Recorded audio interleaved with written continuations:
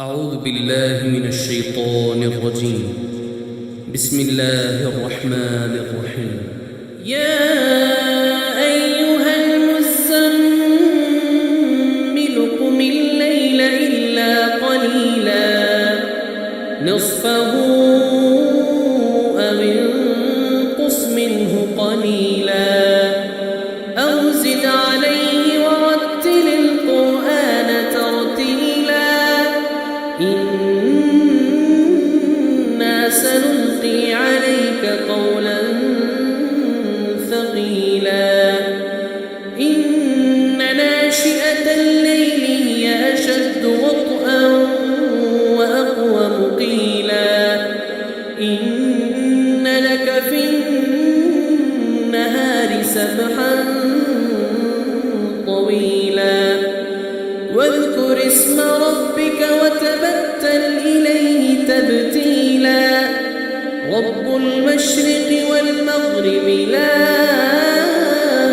إله إلا هو فاتخذه وكيلا واصبر على ما يقولون واهجرهم هجرا جميلا وذرني والمكذبين أولي النعمة ومهلهم قليلا إن لدينا أنكالا وجحيما وطعاما ذا غصة وعذابا أليما يوم ترجف الأرض والجبال وكانت الجبال كثيبا مهيلا إنا أرسلنا إليكم رسولا شاهدا عليكم كما أرسلنا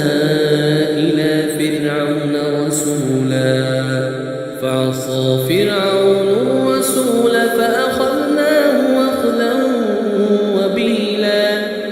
فكيف تتقون إن كفرتم يوما يجعل الولدان شيبا السماء منفطر به كان وعده مفعولا إن هذه تذكرة فمن شاء اتخذ إلى ربه سبيلا إن ربك يعلم أنك تقوم أدنى من ثلثي الليل ونصفه وثلثه وطائفة من الذين معك والله يقدر الليل والنهار علم أن لن تحصوه